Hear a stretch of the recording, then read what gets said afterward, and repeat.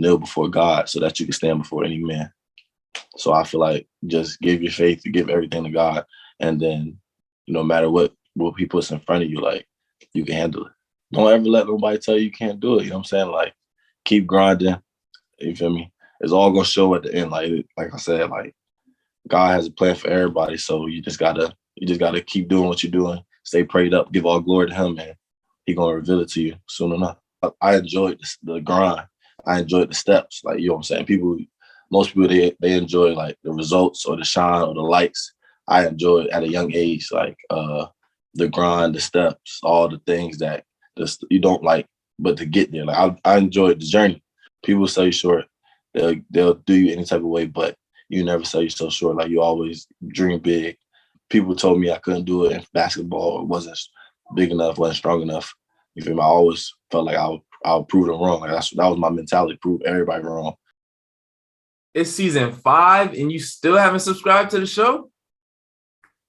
Shame on you. Honestly, it's a shame. Nah, I'm just kidding. That's your choice. I really would appreciate it, though, if you did hit the subscribe button, smash that like button, and turn on post notifications so you never miss a show.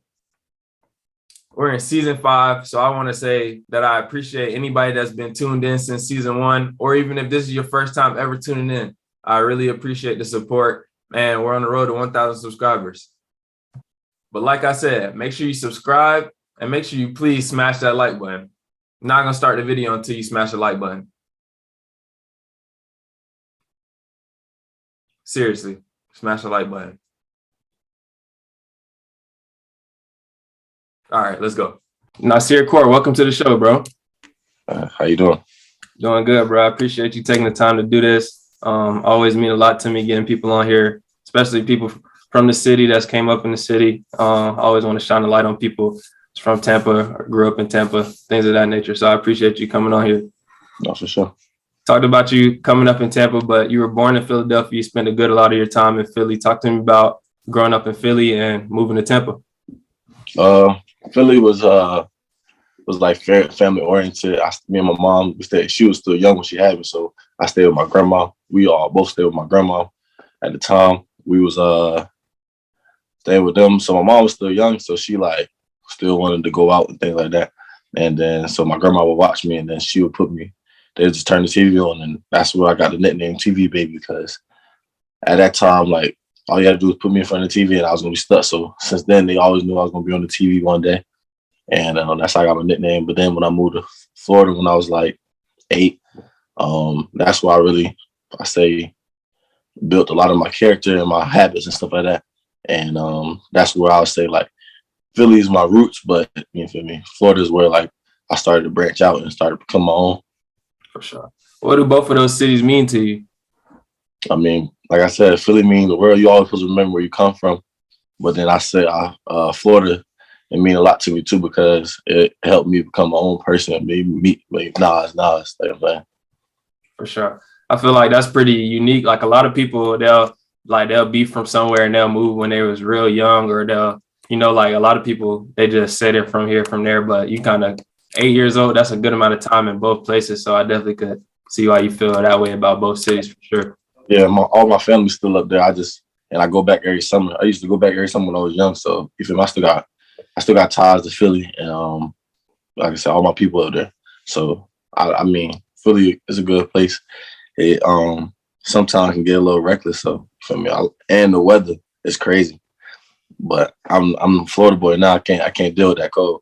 Definitely. I'm in West Virginia right now for school, bro. I woke up this morning, it was 1 degree. I was like, bro, it's not it. So I already know what time it is with that. You was up there for a while dealing with that. I've been up here. It's only been cold since like November, December. So I'm kind of getting used to it, but it's not it. So I feel that for sure. Coming up, you're a football player, big time football player. Talk to me about how you fell in love with the game of football. I say it's more like a Florida thing. Like Florida, once I came to Florida, down south was really like a football state. I wasn't really in sports until I moved down here, and then like my mom just put me in like activities to be active. I was more like a pretty boy in Philly. So then when I got to Florida, I stayed. I mean, I got on this team with flag, and then it came to tackle, and I just grew to love the game. things like that.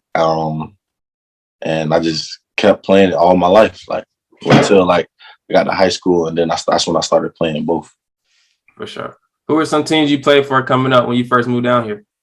I played for the Copeland Park Saints. I played for Tampa Hurricanes. I played for Carrollwood Cardinals. I played for literally anybody that I take when I was young.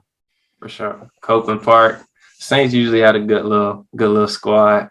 We was stacked. We was definitely stacked when I played for. We won it all when we played for Copeland Park. And my first year, then my second year, we lost in like the third round, like regionals. But I ain't gonna lie, we was stacked on the Saints. Definitely. Talked about getting to high school. You kind of unorthodox. Like I never knew this from afar, but hearing that you started playing sports kind of more so when you moved down here, you started playing basketball pretty late. Some people would say when you started high school. Just talk to me about getting to high school. You went to Freedom High School. Talk to me about that experience getting there and starting your journey in high school. In high school, I started playing football. I already knew I was going to, like, some kids, they played T-ball when they was a freshman in high school because they didn't want to play JV. I was more into like, just go to play JV, start getting into coaching, whatever, be in the weight room. So my freshman year, I was still kind of small, like 5'4", like 140. And then I just started playing football. Football season went well, whatever. Then in this football season, coach was like, conditioning is coming. You know what I'm saying? Spring conditioning. And I'm like, I've always wanted to get out of running because that's not my favorite thing to do, but I know it's necessary. But so if the only reason you got out of conditioning for spring conditioning is playing another sport. So at that point, I decided to join the basketball team and try out because I always played basketball like in the park or whatever. So I joined the basketball. I tried out for the basketball team, made the basketball team, made JV, and I was horrible. Like I remember my first game on JV, I went like 0 for 10, missed like 2 fast break layups and airballed a 3. Like it was horrible. Like at that point, I almost gave up basketball because I was like, I was a competitor, so I don't like being the worst on the team, but I'm stuck with it, and you feel me? Now it got me where I am. For sure. That's funny just hearing that. Like I remember when I was in high school, when I first came to high school, I was playing football, but I stopped playing my freshman year. But I remember people were saying that they would play, like some people that played both or thought they could play both, they would just play football just so they could miss our basketball conditioning because our conditioning was kind of hard. But Coach T, everybody would be like, oh, I'm finna just play football, so I don't got to do conditioning and stuff like that. But it was kind of the opposite for you because you was all the way playing football. I was playing basketball. So definitely feel that thinking about the high school. You started off on JV, both football and basketball. Talk to me about your progression. Obviously, I don't think I knew who you were when you were on JV playing either of those sports, but obviously playing against each other, being right up the road. Like I definitely seen you going crazy playing football first, and then I seen you on the basketball court as well. Just talk to me about progressing up to playing varsity in both of those sports. My freshman year, for football, I was just getting to know the coach. He really was more on to like the sorority thing. So like me playing quarterback, that was my main position. It was like a senior quarterback or junior quarterback. So he didn't even I just made the junior JV roster. And then I always was just in the weight room trying to get bigger, trying to progress as well, my skill or the field or whatever. So it was really just, I feel like my biggest regression was puberty. Like I was like I said, I was real small my freshman year, then my freshman year, and then sophomore, like going into sophomore year, summer, like I was in the weight room heavy. I was drinking protein shakes heavy, like just trying to, any way I can get weight on me, I would eat peanut butter, anything that put weight on me, I was eating oatmeal. And then at the same time I was doing that, hitting the weight room hard, I hit puberty at the same time. So I bloomed late, and I had so I was like 5'4" my freshman year. By the beginning of my sophomore year, I'll say I was like around like 5'11", 6 foot, and like 180. So I had like my whole body had changed. So it was like the things that I could do for my first year on JV at both sports, I could do a little more because I was stronger and I was taller. So that's what really progressed. And then with me in the lab and grinding, I got some skill as well. I was always good at football because that's what I grew up. But basketball, that's where I really like skill wise. That's why I progressed.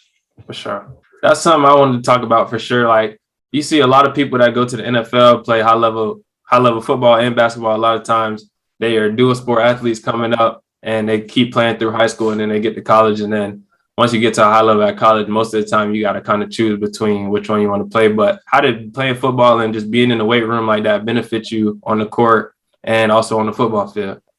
No, yeah. Like I said, I lived in the weight room. I was one thing I always admired about myself as a young age was I was okay with it. Like I enjoyed the grind.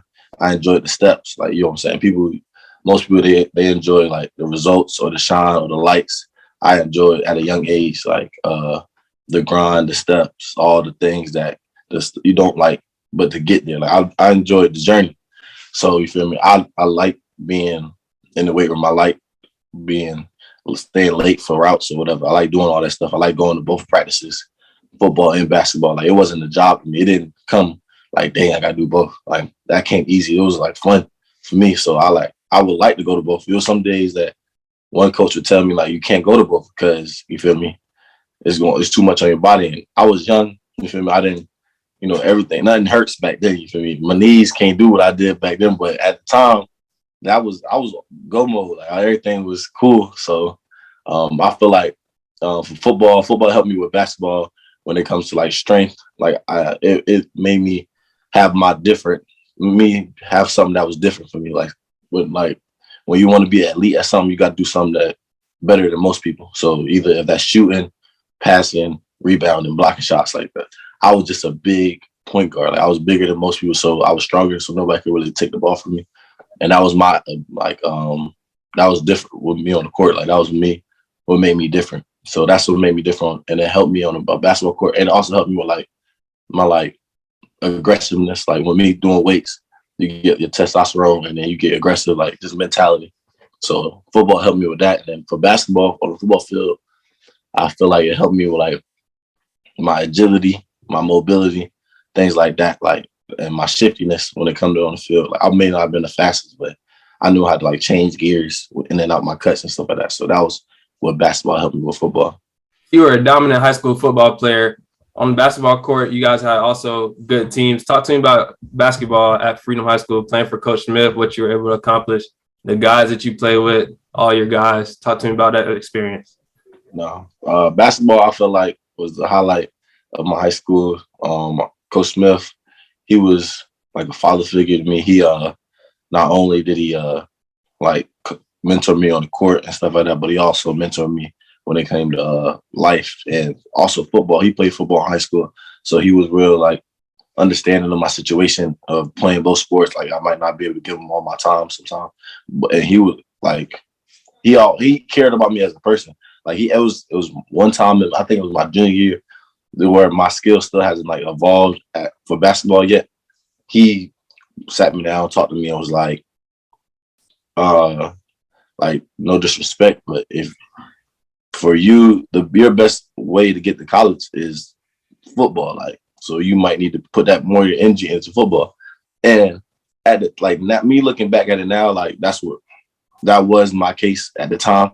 But me, when I heard that, I was just like, you trying, and I feel like that's when it flipped the switch for me. Like, at first, like, my love for football was like 80-20 or 70-30. But ever since then, like, that's when I started really grinding for basketball, like really trying to prove him wrong, like that I had the capability to do it for either sport and I could choose. So that's when I was in the lab every day for basketball, like fixing my shot, getting shots up, working on everything I can. And that's when I started really becoming elite at basketball. And that's when the gap started closing, where it was like 80-20 to 70-30, 60-40, and then eventually came 50-50. And then I couldn't tell you, if anybody asked which one you like more, I couldn't tell you which one I like more. I just love both games. But my team at Freedom, we won districts 3 years in a row. We lost to Tony Bradley every year. We ran into Tony Bradley at Bartow every year, and we could never get over that hump. Like, he was all the game before states. but we had a complete team. Like I wouldn't even say I was the best player on my high school team for basketball. I would say Sheldon O'Duna. He was real. He was cold in high school. Like he was our like scorer. I was more like just the glue guy. Not even, I wouldn't say glue. I would say like I was like a second option and like made the team stay together. Like I stayed defensively. I was the voice of the team. Like I was a dog. So that's what I feel like. That was my role, but he was the more scoring option. And and then we had Jamal. Jamal was like, that's who our glue guy would be. He did everything, rebounded, set screens, you know what I'm saying, talked. And he was like the grandpa of the group. Like he was the central, the calming voice and stuff like that. We had my dog Dylan, he was our shooter.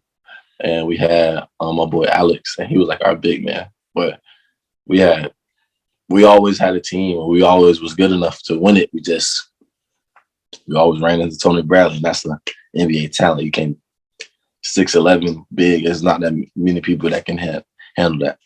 For sure. I remember definitely, I went to a couple. I remember it was probably your sophomore year. Y'all played them. I remember I came to the game. They came deep as a bit.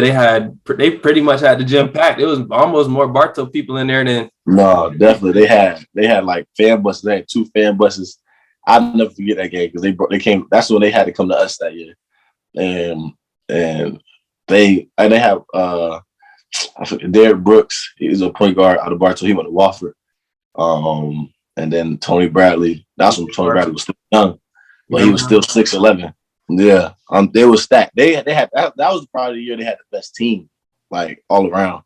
But you know what I'm saying, Tony Bradley was still 6'11". He wasn't as skilled as he eventually got, but he was still 6'11". Like you can't.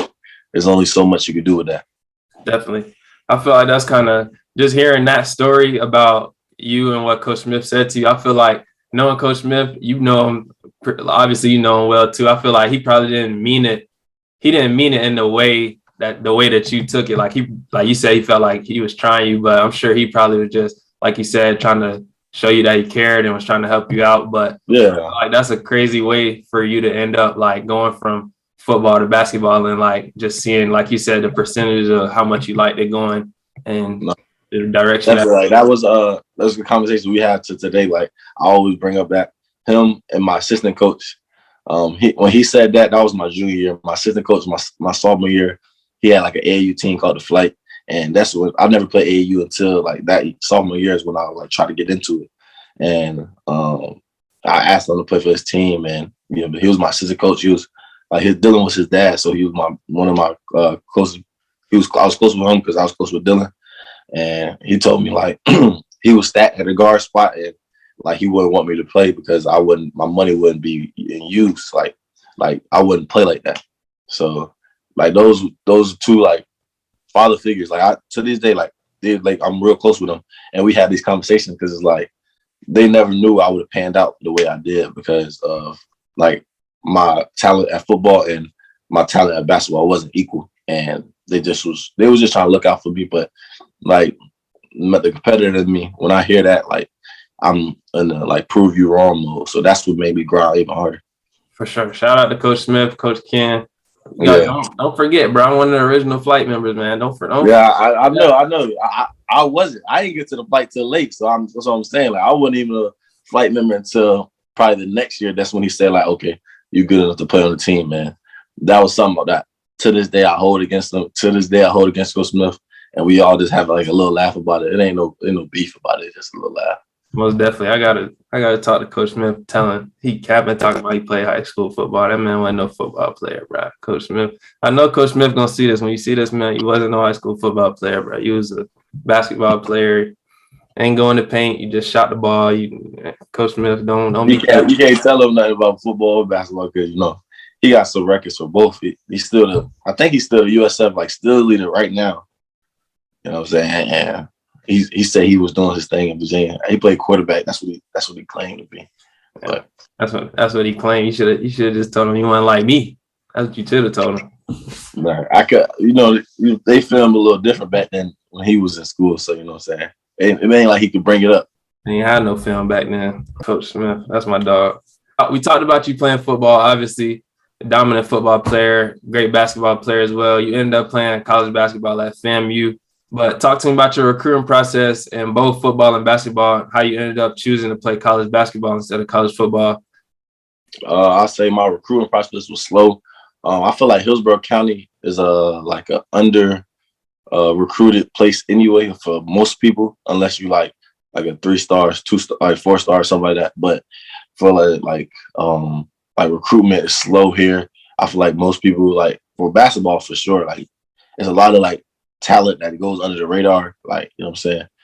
There's only a certain amount of people that really go Division I out of Hillsborough County, and then it's like most of them is like 1,000-point scorers, or it's never like, you know, Kevin Knox, like he's all NBA talent, like, you know what I'm saying? Like it's so obvious that you can't miss that. That's like I'm saying. So for football, it was like, you know, recruitment was easier, but the school I was at wasn't the best. So that was like my biggest downfall for that.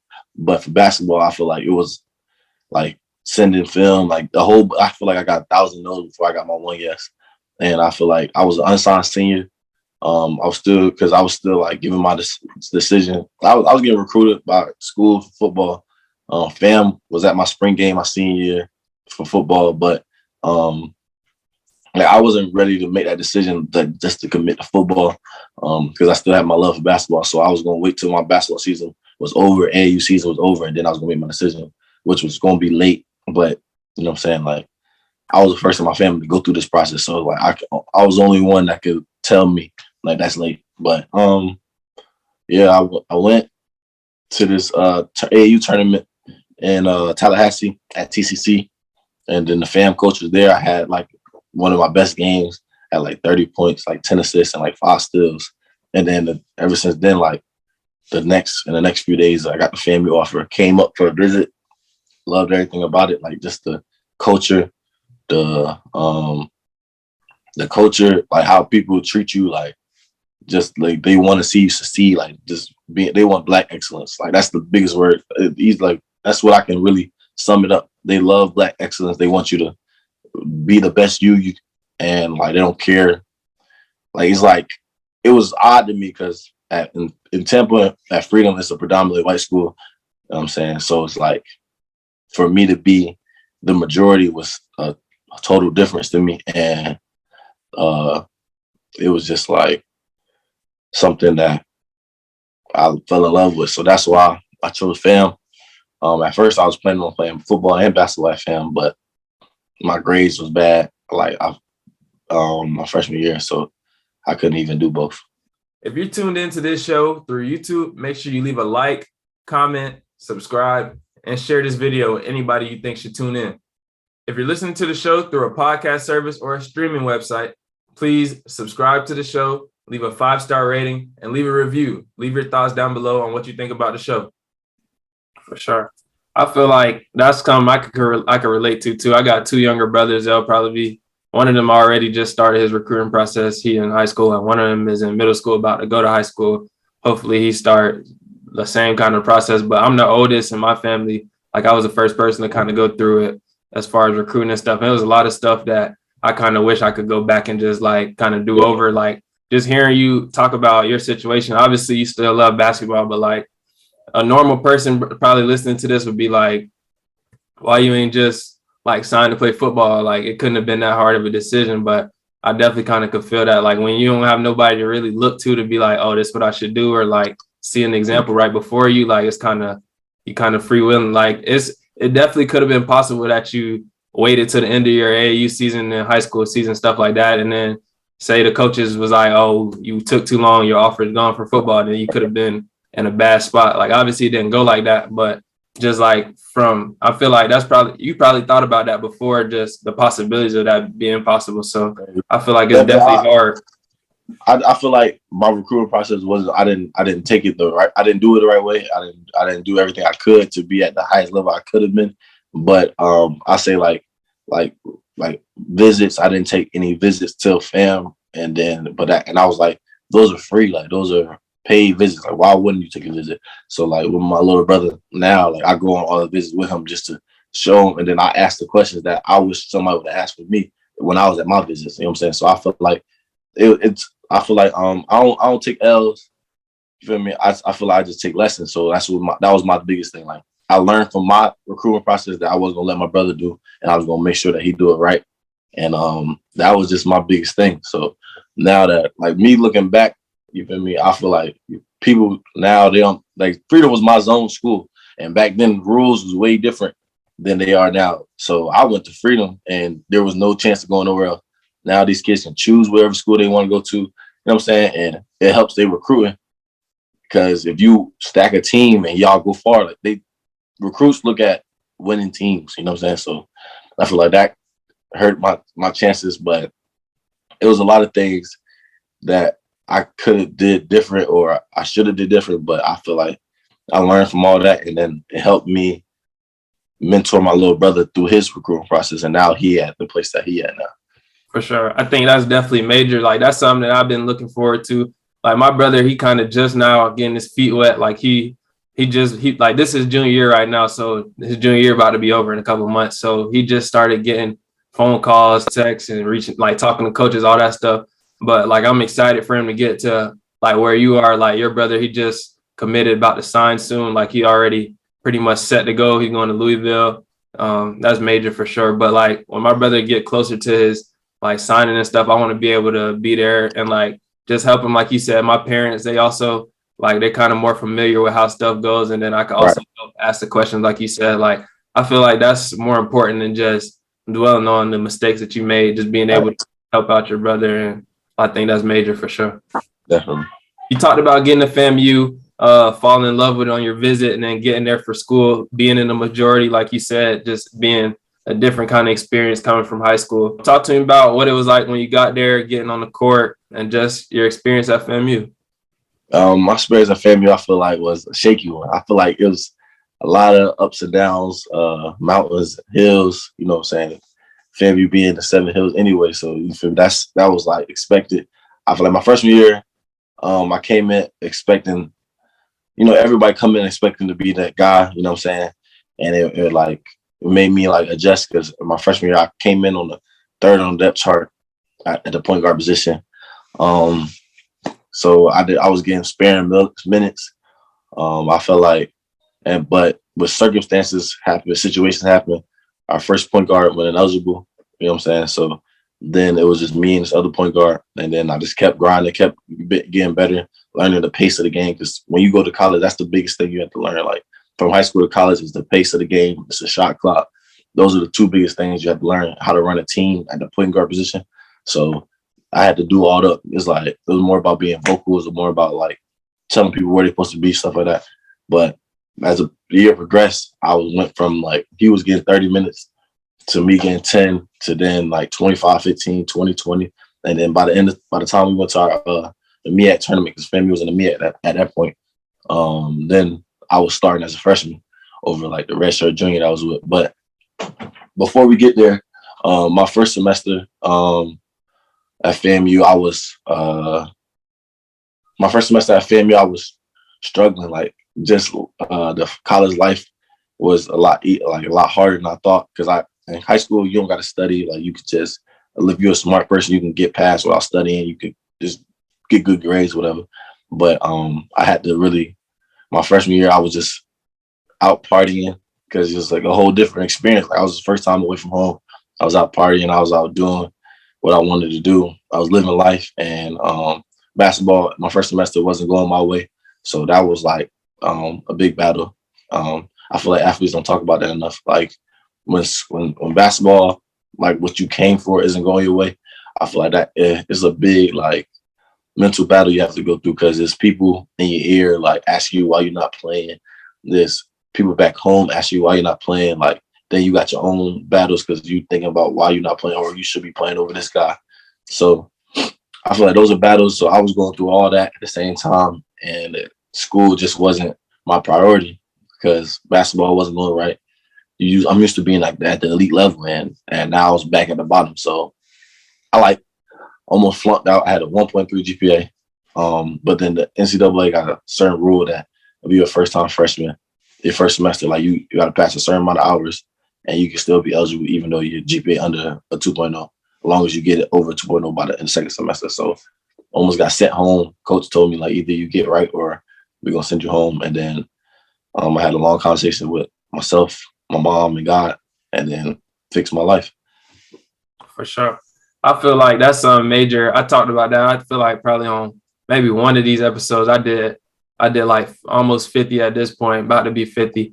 I only talked about that probably once or twice, just mental health. That's something I don't ever like. I feel like it shouldn't be that difficult or like shouldn't be that hard to talk about, but that's something that I never want to just bring up first and like have people feel like I'm trying to put them on the spot or something like that. Cause that's something that pretty much everybody go through unless you just the guy at wherever you are and you don't got to worry about like playing bad. I mean, everybody play bad, but like, I feel like that's something that everybody go through. That's what pretty much everybody going through all the time. Even if you playing good, like it's going to be times where you playing bad, you get hurt. Everybody, like you get injured. Injuries is a big thing. Just not playing the amount of minutes that you want to play, like not really talking to your family how you probably should or want to, like just being in your own world, in your own lane, like worrying about your own problems. Like I feel like that's something that everybody really go through. That's a student athlete, athletes in general. I feel like that's definitely major. I'm glad you brought that up because I feel like that's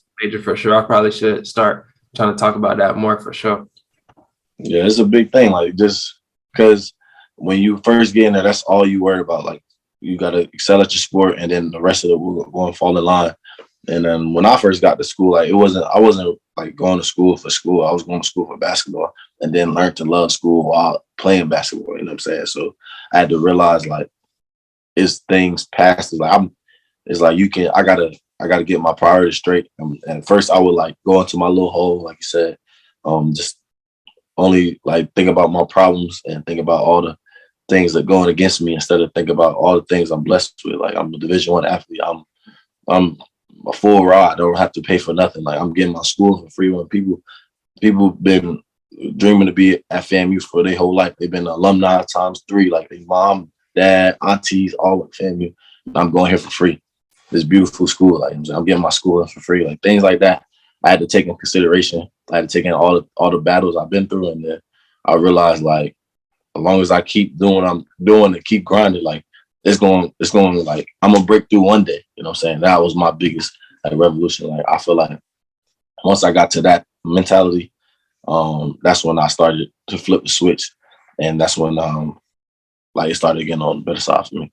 Definitely. I think that's major for sure. Like I always tell myself that whenever I start to slip into that kind of thought process, I always tell myself like just don't play the victim. Like don't be the victim. Don't have the victim mentality because it could always be worse. And you always like you blessed, like you healthy, you alive in school for free, like just playing basketball at the college level, like all that, everything that you said, basically the same thing, just knowing that you're blessed and feeling blessed versus like just being down on yourself and having a victim mentality. I feel like that's major for sure.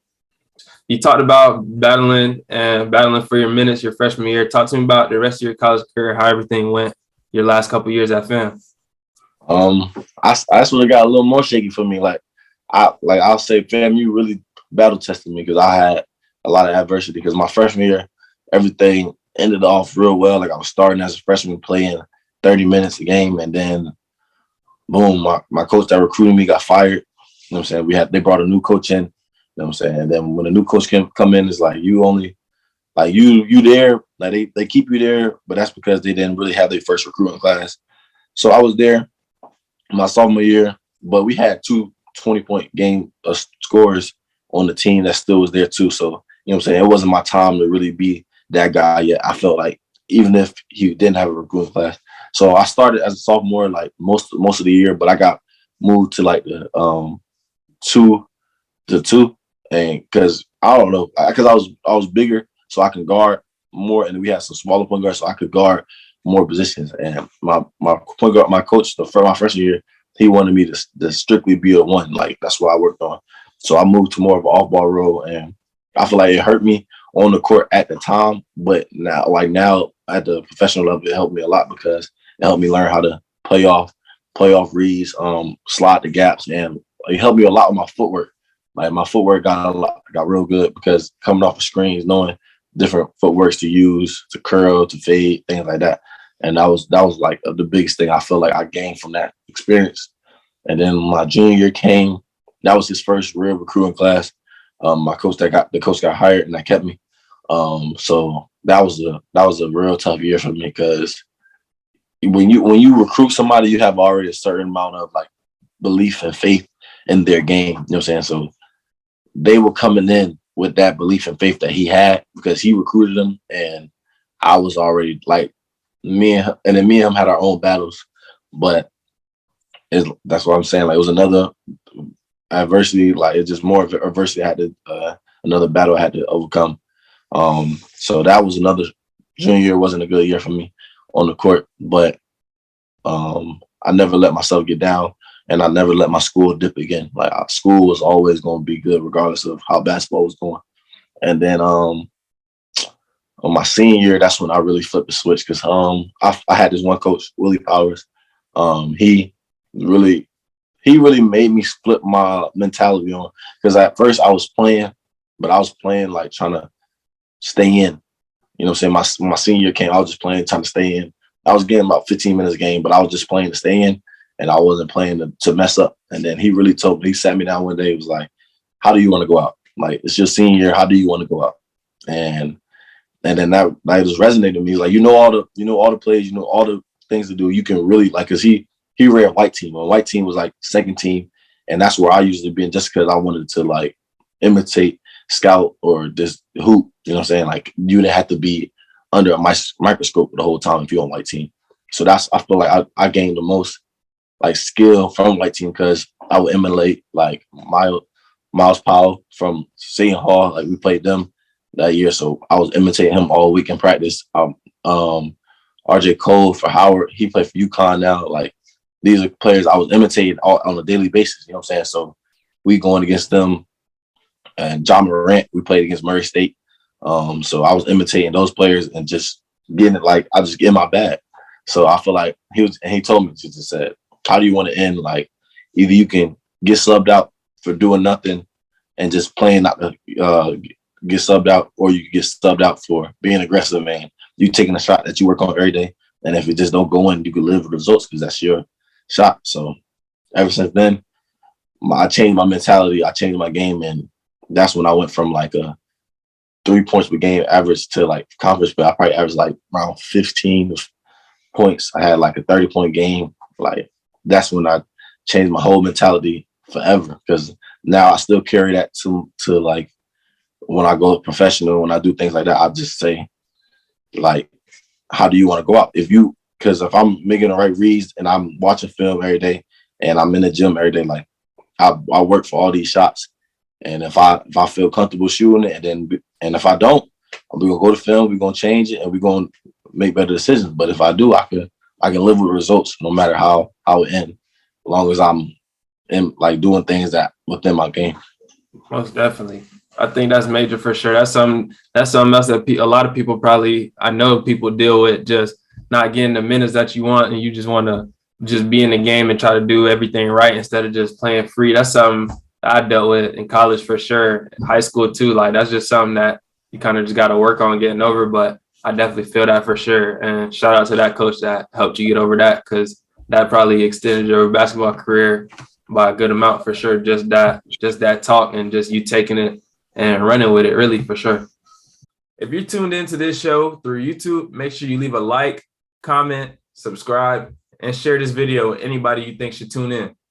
If you're listening to the show through a podcast service or a streaming website, please subscribe to the show, leave a 5-star rating, and leave a review. Leave your thoughts down below on what you think about the show. You were able to graduate from FAM. You got your degree. What did it mean to you to be able to get your degree? And like, what was some of the things that you learned just being in college, going through college? You talked about the adversity that you faced. What did you learn about yourself? I learned a lot about myself. Like I learned that like the years of me in high school, my work ethic and determination, and just my competitive nature as a person, like that I was never like, I'm never okay with being ordinary. So like I always went the extra step or did the extra or went the extra mile to do something to be, you feel me, special or to separate myself from others. So I felt like when I graduated my first year, my bachelors, that was like a milestone because nobody in my family ever went to college. Period. So I was like I was setting up for generations, like trying to show everybody like it's possible for us as a family to succeed in education in any field that we want to do, basketball, sports, education, anything. But even then I wasn't satisfied. So then I went back, got my master's, in sports management, and just to set the bar as high as possible. I don't think I'm going to get no doctorate or no PhD because now I'm like full stride in my professional career. But even when I was overseas in Africa, I had 2 classes I was taking online for my master's. Like I was going to games during the day, at night, still studying and for tests and finals and stuff like that. So I feel like that was the biggest thing for me at FAMU, like just never being satisfied with being like ordinary. That was my big thing, and that it changed my life because I would have never thought I would have got a master's degree in anything when I come out of high school. But FAMU, they helped me, they pushed me to do it, and then once me like when I did bad my first semester and almost flunked out, I had to be in like study hall, longer hours and stuff like that. Me learning administration, learning my name. They came to me once I graduated and offered me a grad assistant position. So I went and got my master's for free. Like they paid for all my schooling. And that's why I like, even though like my recruiting process didn't go the way I thought it could, like I wouldn't change it because FAMU, they helped me become me as well. I think that's major as well. That's something I think about. I feel like we got a lot of similarities. Just like I think about that all the time, just setting the bar as high as I can for my younger siblings. Like that's something I plan on doing. Like I'm gonna graduate next year. I still got another year of eligibility. I'm gonna try to go get my MBA the year after that. So I'm trying to do pretty much the same kind of thing. Hopefully play pro if that's in my cards. But I feel like that's major for sure. Just being there, being a presence, and just setting the bar high, doing things for you first off, but knowing that it's bigger than you and that it's other people come behind you and your family, showing them that it's possible to do big things, not just being an athlete or being whatever, just showing them that education is important and it's possible for sure. You talked about your pro career, kind of just starting off, hoping to do big things, have a long, flourishing pro career. You played in the Praia League this summer in Africa. Talk to me about that experience. You went over there, dominated, going viral, going crazy, multiple big game after big game. Just talk to me about that experience, what you're able to do, and what it was like starting your pro career off on the right foot. Yeah, I was just blessed. I feel like God really was working in my favor in overtime. You know what I'm saying? Like it all happened crazy because I was just in school. I had posted like an Instagram story on my own page of me in the gym, and then one of my friends from college, it was like, "What are you gonna do after you got a master's?" And I was like, I would like to play basketball. She was like, "Have you got an agent?" This and that. I was like, "Nah." I was just focusing on school at the time, so I didn't have at this time. I didn't even have an Instagram. Like I didn't get it. I was never a social media type person. So like, but now I've evolved to do that because I guess the networking app place. But at the time I didn't have no Instagram. And then, so she like entered my name in the draft through Instagram because that's what she saw the ad or whatever. And then she told me about the combines, and then I signed up for a combine in Atlanta. And then I eventually got drafted. Like it was 20 people got drafted out of like 1,000. I got drafted. So then we were supposed to leave a month before we actually left, but COVID, Africa was in calamity, so they pushed our season back a month. We finally got out there. It was like a 9-hour flight. We stopped in Portugal, Lips in Portugal, and then we went to Africa, and it was beautiful, like beautiful. We stayed in like this big mansion, like all of us. It was probably like I'll say 16 of us because some of them was natives, but it was like 16 of us, and we stayed in like this big mansion out there. And it was beautiful. And I feel like that was my awakening. I was like, God really working for me. And then I just gave all glory to him. And I feel like he blessed me with getting hot at the right time. I've never been that hot in my life where I was in Africa. Like I just started off, first game they was ranking us like as one of the worst teams in the league. And we beat the team by like 40 first game. And then second game, I think I had 30 both games or whatever, or 27 and 30 both games. We two came and then we had 3 games. And that was the week I really went viral. That's when I went crazy. Like the first game, I had 65. That's when I had the big 65-point game. And that's when I really put myself on the radar. Like they started posting me on different sites, like across the world of basketball, different like social media sites. People was reaching out to me from different agencies and different like just locals was like showing me so much love. Then the next game, I had the half court buzzer beater to win the game. That was crazy. I couldn't make that shot again if I could try. Like that was just one of the times like everything was lined up for the perfect moment, and I made it. So that was, and then that was Monday was 65, Wednesday was a half court buzzer beater, and then Friday was like that was a big dunk that went viral too. Like that went viral across all the social media and things like that. For sure. I definitely like just you talking about is bringing it all back. I remember this summer. I'm in Tampa. I'm seeing all of this going on. I see 65. And then the dude I know, he DM'd me talking about, it was like right after that, he was like, oh, I'm finna lock you up, something like that, something crazy. I was like, I don't know about that, but I just had a 65 ball. You might get 40 ball probably, been like, I don't know. But I was definitely happy to see all that for sure. Definitely glad that you was able to do what you did, dominate out there. Definitely a blessing, like you said, to be able to catch fire and play like that, show your ability. Obviously, you worked hard to be able to do that. So definitely happy for you. And I'm glad that kind of put you on the map more than you already were for sure.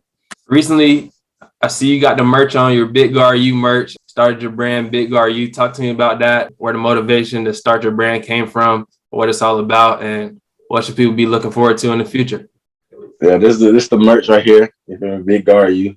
We got the name, we got the logo on the back. That's the logo. You know what I'm saying? I feel like that was something that I always been a part of all my life. Like I said, like what made me different was me being bigger than most people. And there's a lot of like people that say big guard you out there, but they like some for like smaller guards that play big or universities that claim they're big guard you or whatever. But my big guard you is for like people of height and sizes who they try to push you off to a different position. Like either they'll push you off to a forward position or a 3 or 4 position, or they'll push you out to a whole different sport. Like every day of my life, I get asked like, I'll have a FAMU basketball shirt on, and people be like, "You play football?" And I'll be like, "Bro, like, you know what I'm saying?" And it's just like because people aren't like used to people of my size moving the way I do. So I feel like Big RU was a platform that for all people that of different different heights and sizes that they want to push you to a different position or sport in the total, and showing your talent, showing you have the finesse, the playmaking ability, the shot making ability to be a guard. It's just people ain't used to, you feel me, people of your size moving like that. So that's what I started Big RU. I put the little, I don't know if you can see it right here in the top right, top corner of the logo. It's a lion with a crown, and that's what I got it tattooed on my arm. You know what I'm saying? I always had it tattooed on my arm since like my sophomore year. But that was just like I use it as like my spirit animal or like my mentality. Like, you feel me? I'm the king of the jungle, and I'm the king lion of all the king alliance. You know what I'm saying? So I feel like that was my inspiration. I really started it. I was playing like with Ballers Life a few times. I got invited to play with Ballers Life a few times, and it was just catching. Like people would call me big guard, and I was always claimed myself as a big guard, but I never really made it like a name. So then I was like you feel me? People was asking about me, like following me, different like fans was hitting me up. So I just like, I'm gonna make my own brand. Like, so then I made it. I had a couple people in mind to put on my team because they was like people from Tampa or like from different like basketball gyms that I played against, and like I have a similar play style that I do. So I added them to the team, and we just ready to evolve. We just, you know what I'm saying? Right now we just 5 deep, but in February I feel like I want to add 2 more people to the team. We got merch. Like people right now we're selling pre-orders for shirts. So if you want a shirt, just hit me up at the Big Guard U. You know what I'm saying? That's our page. But we got merch coming. Right now we're just doing shirts, but we got different logos, different designs, and different like ideas coming soon. And I just want to give a platform for, you know what I'm saying, all the big guards that you know what I'm saying, we, like I said, try to get pushed to a different sport or a different position. And it could be like with recruiting, it can help with recruiting, it can help with whatever. Like if it's on the high school level, trying to go to college, if it's on the college level, trying to be pro, if it's on the pro level, just trying to get another job. I want to be that place where you can send your film and I can post it, you know what I'm saying, give you another exposure, give me another way to expose yourself to like agents or college teams and coaches and stuff like that. So I got big ideas big ideas for the brand. But right now we just, you know what I'm saying, we just doing the groundwork so that we can blow it one more.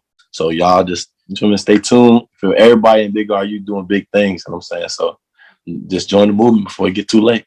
Most definitely. All that's going to be down below in the description, link to the Instagram page, everything. Last part of the show, I like to call it crunch time. We all know crunch time. That's in the game situations where you got to show up, show out, do your thing, come through for your team. This is the last couple questions just to wrap up the show. For sure. What's been the biggest obstacle that you've had to face to get to this point? Biggest obstacle, I would say, just mentally, battling all the things that I went through at FAMU, just getting over them and still like having my faith. That would be my biggest thing. What's something that a random person wouldn't know about you, but your close friends, your family, they know about you? I say a random person would know about me is I was Muslim for 18 years of my life, and so I speak a little bit of Arabic, not too crazy though, but I speak a little bit of Arabic. Most definitely. What's the best advice you've ever received? It's not even advice, it's like a quote I heard, and that has always resonated with me. Is kneel before God so that you can stand before any man. So I feel like just give your faith, give everything to God, and then no matter what he puts in front of you, like you can handle it. Most definitely. That's basically another question I was gonna say. What's one or two quotes that you take with you every day that you just live by, that you keep with you, help you get through your days? Where do you see yourself in 5 years? In 5 years, I see myself of either I'll be at the tail end of my basketball career, or I feel like I'll be at the tail end of my basketball career. I'll have like a year or two left, but that's when I want to get back into the college, back in the field, working towards being an athletic director. That's what I got my master's in, or owning my own team overseas. I want to see how it goes over there, because I'm networking with like a few founders and a few people that own their own team, and I kind of like how that little avenue of a job opportunity is for me. So I would either that, going to my athletic director, like starting my initial, getting like a primary initial job like at the entry level at like a compliance officer or a coach or something like that, and then moving up the ladder to athletic director at a Power 5 school. But yeah, I feel like I'm in 5 years I'll be at the tail end of my career, and I'll start like entering the workforce again.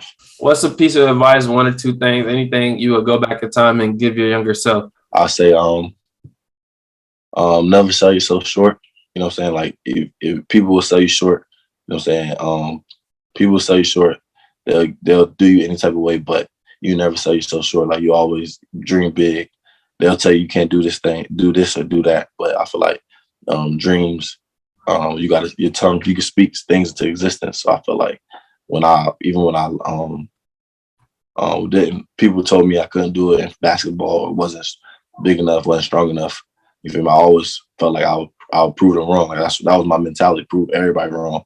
So I feel like that was the biggest thing I would advise. Like, don't never sell yourself short. You can do whatever you put your mind to. What's your why? What keeps you motivated, keep going, keep striving to do great things? Definitely my family. Like I said, I'm first generation everything. So I feel like I'm paving the way for all my sisters and brothers behind me to be better than me. I don't want them to do what I did. I want them to do what I did times 10. You know what I'm saying? Like I took the hard path so that they can take an easy path. So I feel like showing them that it's possible, showing them that it's obtainable, and not only with sports, but with school. You know what I'm saying? You can get a degree, you can get another degree, you can excel in education. It don't have to be through sports. It can be through whatever. So I want to be well-rounded. I wanted it to be like sports. I wanted to excel in sports for my little brother, of course. You know what I'm saying? Show him that, you feel me, we can do it. But also I wanted to sell in school for my little sisters who they don't play sports, but I gave them motivation that they can be better too. If you could meet and spend a day with 3 people dead or alive, who would they be and why? 3 people dead or alive. I gotta say KD, just because that's my favorite player. So I've been a fan since 12. I went to like a New Orleans like All-Star game with his jersey on. So Kevin Durant has to be one. And I like how he's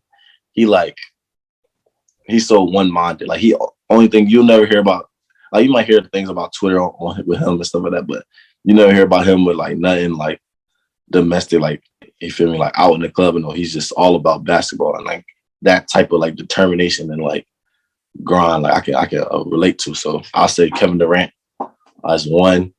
The second one would be I say Tupac, just because he had his word play, like his mentality on everything was different. I feel like there was always one quote that he said, real eyes, real lies. And that was something that caught me too. And it just to have like his wordplay and how he thought about the world was different at that time. So I feel like I would like to pick his brain on that. And then the third person, I'll say Denzel. Denzel, I'm a big Denzel fan. Like everything he puts out there, I watch everything I say Denzel and Will Smith, because both of them, like I'm big fans for both of them, of all their movies, like they produce, like they all don't just put all the eggs in one basket. They're not just actors, they're like activists, they're everything. They do more than one thing. Like they don't put all the eggs in one basket. So I feel like I would like to pick their brain and just talk to them as a man to man. For sure. That's definitely a legit top. You the first person to give me 4, so that's a lit top 4 right there. KD, Denzel, Will Smith, and Tupac.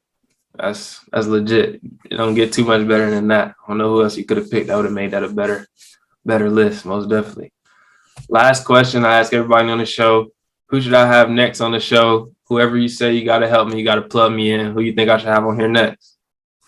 Next, I say you gotta throw my little brother in here. He all the things I've been through, you know what I'm saying, he's been through, so he can tell you a different side of things. And then he has his own little battles that he went through with like his knee surgery and stuff like that. So that's a whole different aspect of things when we talk about the injury point. But then also like he's a big boy with a personality, and that's like clickbait. You feel me?